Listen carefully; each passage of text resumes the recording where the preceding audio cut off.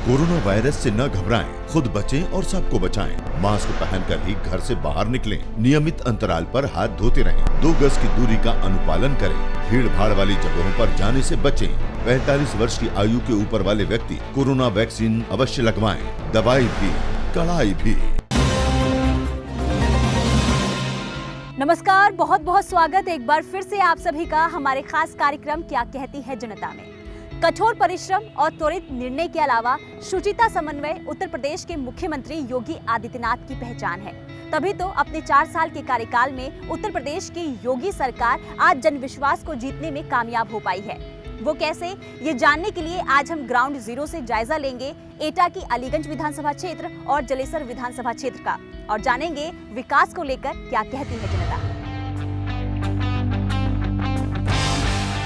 आइए जानते हैं कि अलीगंज के क्षेत्रीय संपर्क व यातायात व्यवस्था को किस तरह नई दिशा दे रहा है बस स्टैंड। 105.22 करोड़ रुपए की लागत से अलीगंज में बस स्टैंड का निर्माण। बस स्टैंड के माध्यम से यात्रियों को मिल रही है आवागमन की बेहतर सुविधाएं। उत्तर प्रदेश के ग्रामीण अंचल में मूलभूत सुविधाओं से लैस बस स्टेशन का निर्माण करवाया जा रहा है, तो कहीं बस स्टेशन बनकर तैयार है। यात्रियों को किसी तरह की परेशानी ना हो, इसको ध्यान में रखते हुए एटा की अलीगंज विधानसभा क्षेत्र स्थित 1 करोड़ से अधिक की लागत में बस स्टेशन को बनवाया गया है। अब इसके बन जाने से यात्रियों को कितनी राहत मिली है, आइए जानते हैं। हमारे साथ स्थानीय नागरिक हैं, आइए उनसे जानते हैं कि अलीगंज विधानसभा क्षेत्र स्थित बस स्टेशन के बनने से अब यात्रियों को कितनी राहत मिली है। पहले से तो बहुत अच्छा है। पहले बहुत दिक्कतें होती थी, रात में आदमी देहात से आता था, अब हमको जाना है देहात में 5 किलोमीटर 3 किलोमीटर, तब यहाँ रुकने के लिए कोई सुविधा नहीं थी। अब यहाँ 1-2 घंटा आदमी अपना रेस्ट भी कर सकता है, मोबाइल से फ़ोन करके आदमी को बुला सकता है। योगी सरकार को धन्यवाद कहते हैं हम लोग। उन्होंने अच्छा किया अलीगंज विधानसभा के लिए। बस स्टैंड यहाँ बनवा दिया है, कोई सुनता ही नहीं था। क्या क्या दिक्कतें दूर हुई हैं बस स्टेशन के बनने से? यहाँ बहुत बड़ी सुविधा हो गई। यहाँ सवारियाँ आती रुकती हैं और सोने में सुहागा है, स्वर्ग है एकदम। पहले क्या क्या दिक्कतें हुआ करती? पहले दिक्कत ये थी कि रोडवेज रुकती नहीं थी, चली जाती थी। अब यहाँ एंट्री करानी पड़ती, तो रुकती सवारियाँ, बैठती उठती। क्या कहेंगे इसके लिए योगी सरकार को? 100 बार धन्यवाद। इसीलिए कि ऐसा विकास कभी देश आज़ाद होने के बाद हुआ ही नहीं है। असल स्थानीय शख्स मौजूद है, बताइए स्टेशन बनने से, बस स्टेशन बनने से क्या लाभ मिल रहा है? हम लोगों को ये सुविधा हुई है, यहाँ से डाक बंगला यहाँ कम से कम 2 किलोमीटर दूर है। वहाँ से हम लोगों को पैदल आना पड़ता था। एटा से बसें जो आती थी वो वहाँ पर हम लोगों को छोड़ देती थी। वहाँ से हम लोगों को रिक्शा से आना पड़ता था। अब यहाँ पे बसें डायरेक्ट यहाँ पे रुकती हैं, इससे हमें लोगों को बहुत सुविधा हुई है। आइए अब जानते हैं कि अलीगंज क्षेत्र में शुद्ध पेयजल की आपूर्ति किस तरह से सुनिश्चित कर रही है पानी की टंकी। अलीगंज क्षेत्र में पानी की टंकी का निर्माण पूर्ण। पानी की टंकी के निर्माण से स्थानीय जनता को मिल रहा है शुद्ध पेयजल। हम ग्रामीण क्षेत्र के साथ भी हर घर नल योजना जोड़ रहे हैं।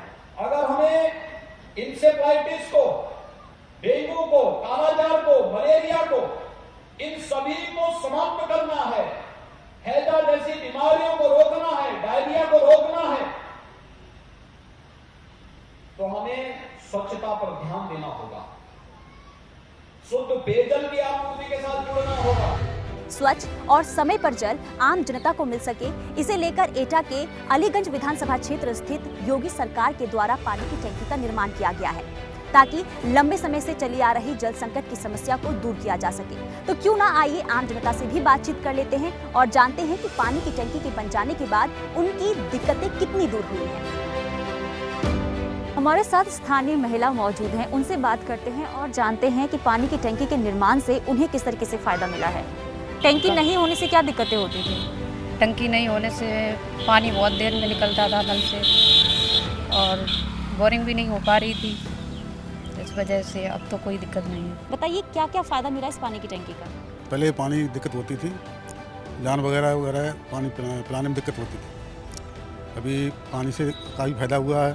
क्या कहेंगे योगी सरकार को? योगी सरकार को हम बहुत बहुत धन्यवाद देंगे। क्यों? पानी की व्यवस्था बढ़िया हुई है। आइए अब स्थानीय युवती से भी जान लेते हैं कि पानी की टंकी के बन जाने के बाद उन्हें क्या क्या फ़ायदा मिल रहा है और क्या क्या उनकी समस्याएं दूर हुई हैं। बहुत सारी फायदाएं मिल रही हैं और नल नहीं चलाने पड़ता है और स्वच्छ पानी मिल रहा है। पहले क्या परेशानियाँ हुआ करती थी? पहले ये परेशानी हुआ करती, नल चढ़ाने पड़ता था, कहीं से आओ तो नहाने के लिए दिक्कत होती थी। योगी सरकार को बहुत धन्यवाद बोलते हैं कि हमारे गांव में पानी की टंकी बनवाई गई है। आइए अब जानते हैं कि अलीगंज क्षेत्र के युवा खिलाड़ियों के सपनों को पंख देने में किस तरह मददगार बनेगा मिनी स्टेडियम। 8.16 करोड़ रुपए की लागत से अलीगंज में मिनी स्टेडियम का निर्माण कार्य प्रगति पर। मिनी स्टेडियम के निर्माण से स्थानीय खिलाड़ियों को मिलेगा उत्तम सुविधाओं एवं ट्रेनिंग का लाभ। ग्रामीण युवाओं की प्रतिभा को निखारने के साथ साथ खेलकूद में दिलचस्पी रखने वाले छात्र छात्राओं को खेल से जुड़े बेहतर साधन मिल सके, उन्हें बेहतर प्रशिक्षण मिल सके, इसके लिए उत्तर प्रदेश के मुख्यमंत्री योगी आदित्यनाथ की सरकार निरंतर काम कर रही है, जिसे लेकर अब उत्तर प्रदेश के ग्रामीण क्षेत्रों में खेलो इंडिया योजना के अंतर्गत मिनी स्टेडियम का निर्माण भी करवाया जा रहा है, जिसकी एक हकीकत हमें एटा की अलीगंज विधानसभा क्षेत्र स्थित देखने को भी मिली, जहां पर योगी सरकार के द्वारा मिनी स्टेडियम का निर्माण तो करवाया जा रहा है। अब इसके बनने को लेकर यहाँ के युवा कितने उत्साहित हैं, आइए इसकी हकीकत जानते हैं। हमारे साथ साइट सुपरवाइजर सत्यवान सिंह हैं, आइए उनसे जानते हैं कि इस मिनी स्टेडियम की लागत क्या है, कितने एरिया में पूरा मिनी स्टेडियम बनाया जा रहा है, बताइए। मैम, ये स्टेडियम 12 से 13 एकड़ ज़मीन में बनाया जा रहा है। इसकी लागत 10 करोड़ 7 लाख रुपए है। ये बताइए क्या क्या यहाँ पर कौन कौन से खेल के प्रशिक्षण यहाँ पे बच्चों को दिए बैडमिंटन जाएंगे? कोर्ट है, टेबल टेनिस रूम है, जिम हॉल है और खेल के मैदान जो भी हैं बाहर फील्ड में बनाए जाएंगे। हमारे साथ स्थानीय शख्स मौजूद हैं, उनसे बातचीत करते हैं और जानते हैं कि मिनी स्टेडियम बनवाया जा रहा है, इसका क्या फ़ायदा भविष्य में होगा। इसका ये फ़ायदा होगा कि यहाँ की जनता, जो हमारी देहात की जनता है, उसे आगे साधन नहीं मिल पाते हैं, तो होनहार जो बच्चे हैं वो ऊपर तक नहीं पहुँच पाते हैं। इतना अच्छा स्टेडियम यहाँ बनाया जा रहा है, इससे हम जो है योगी सरकार को धन्यवाद दे रहे हैं और हम ये चाहते हैं कि हाँ, हमारी सरकार हमारे उत्थान के लिए ऐसे ही काम करती रहे। आप ये बताइए, मिनी स्टेडियम का निर्माण तो करवाया जा रहा है, क्या लगता है इसका फ़ायदा भविष्य में मिलेगा? भविष्य में ज़रूर मिलेगा। स्थानीय लोग तो यही उम्मीद लगाए बैठे हैं कि आगे चल के इसका अवश्य फ़ायदा मिलेगा और विशेषकर फ़ायदा उन लड़कियों को मिलेगा जिन्हें हम बाहर नहीं भेज पाते हैं। वो घर पे यहाँ पे प्रशिक्षण लेके ऊपर तक उनकी प्रतिभा का निखार होगा। किस चीज़ का प्रशिक्षण? Indoor game, table tennis, badminton वगैरह है, उसके लिए हम बच्चियों को बाहर नहीं भेज सकते हैं, लेकिन यहाँ पे एक तरीके से हमारा घर ही जैसा है, तो यहाँ पे पूरी तरह से प्रशिक्षण होके ऊपर तक। आइए अब जानते हैं कि जलेसर क्षेत्र में पशुओं के स्वास्थ्य संवर्धन में किस तरह सहायक साबित हो रहा है राजकीय पशु चिकित्सालय। 40.17 करोड़ रुपए की लागत से जलेसर क्षेत्र में राजकीय पशु चिकित्सालय का निर्माण। स्थानीय पशुपालकों एवं किसानों के पशुओं को मिल रहा है उत्तम उपचार। उत्तर प्रदेश के मुख्यमंत्री योगी आदित्यनाथ की सरकार ने अब उनकी समस्या को दूर करने के लिए ग्रामीण क्षेत्रों में पशु चिकित्सालय का निर्माण करवा रही है, जो हमें एटा की जलेसर विधानसभा क्षेत्र में देखने को भी मिली, जहां पर योगी सरकार के द्वारा राजकीय पशु चिकित्सालय का निर्माण करवाया गया है, ताकि किसानों और पशुपालकों की समस्या को दूर किया जा सके। तो क्यों ना आइए किसानों से भी बातचीत कर ले, पशुपालकों से भी बातचीत कर ले और जाने पशु चिकित्सालय बन जाने से उनकी क्या क्या दिक्कतें दूर हुई हैं। हमारे साथ स्थानीय किसान मौजूद हैं, आइए उनसे जानते हैं कि पशु चिकित्सालय बन जाने से उनकी क्या क्या परेशानियां दूर हुई हैं। राजकीय पशु चिकित्सालय बन जाने से पशुओं में कोई बीमारी अब नहीं इतनी फैलती है और राजकीय चिकित्सालय द्वारा इलाज भी किया जाता है और दवाई भी मिलती है। क्या कहेंगे इसके लिए योगी सरकार? योगी सरकार का धन्यवाद है इसलिए, और हमारे डॉक्टर साहब के लिए भी धन्यवाद है कि वो अपना सीट पर मिलते हैं, सही इलाज देते हैं। सर ये बताइए, इस पशु चिकित्सालय में क्या क्या व्यवस्थाएं हैं पशुओं के लिए, किस तरीके से सुविधाएं यहाँ पर पशुओं के इलाज के लिए उपलब्ध हैं? मुख्यतः हमारे जो विभाग के 4 प्रोग्राम चलते हैं, जैसे यहाँ पर पशु चिकित्सा है, कृत्रिम गर्भाधान है और टीकाकरण और बधियाकरण, 4 पशुपालन विभाग के मुख्य प्रोग्राम हैं जो यहाँ से जो संचालित होते हैं। एक साल में 2 बार खुरपका मुखपका रोग का जो है टीकाकरण किया जाता है, 100% पशुओं का टीकाकरण जो किया जाता है, और दूसरा जो है घुर्रा का रोग है HS हेमोरेजिक सेप्टिसीमिया। भारत सरकार का और उत्तर प्रदेश सरकार का उद्देश्य यही है कि वर्गीकृत सीवन से सिर्फ मादा बच्चियाँ ही पैदा हों, जिससे जो नर गौवंश से जो आज जो आवारा और जो घूम रहा है, जो समस्या पैदा कर रहा है, उससे जो है छुटकारा पाया जा सके। आइए अब जानते हैं कि जलेसर क्षेत्र में कायाकल्प योजना के अंतर्गत किस तरह नए आयाम रच रही है शिक्षा व्यवस्था। कंपोजिट्स स्कूल कायाकल्प के तहत समरी जलेसर क्षेत्र के विद्यालय की तस्वीर। विकास कार्यों एवं बेहतर सुविधाओं से विद्यालय के छात्र छात्राएं हो रहे हैं लाभान्वित। कंपोजिट विद्यालय में ऑपरेशन कायाकल्प की हकीकत क्या है, ये आइए क्यों ना हम स्टूडेंट से ही जान ले। हमारे साथ एक स्टूडेंट मौजूद हैं। आप ये बताओ, पहले से ज़्यादा अब स्कूल में क्या क्या सुविधाएं आपको मिल रही है? हमारी क्लासें अच्छी हो चुकी हैं, उनमें फर्श भी बिछे हैं और हमारी क्लासों में टाइल्स भी लग चुकी हैं। हमारे लिए पीने के लिए पानी की सुविधा है, वॉशरूम की सुविधा है, टॉयलेट की सुविधा है एंड हमारे स्कूल में कंप्यूटर भी आ चुका है, पहले नहीं था और ये योगी जी की सरकार से हमें ये मिला है। क्या होगी इसके लिए योगी सरकार? धन्यवाद कहेंगे इसके लिए योगी सरकार को, कार्य क्योंकि हमारे स्कूल में बच्चों को पढ़ने के लिए परेशानी नहीं होती है। पहले परेशानी होती थी, टॉयलेट दिए बाहर जाते थे, अब अंदर ही सब कुछ है, क्लास में पीने के लिए पानी है। हमारे साथ एक और स्टूडेंट हैं, आइए उनसे भी जान लेते हैं कि उन्हें अब पहले से ज़्यादा क्या क्या बेहतर सुविधाएं स्कूल में मिल रही है। बताओ। हमारे स्कूल में ये सुविधा है, जैसे कि हमारी क्लासें बहुत अच्छी हो चुकी हैं, हमारे क्लास में फर्श भी चुके हैं और हमारी क्लास में टाइल भी लग चुकी हैं।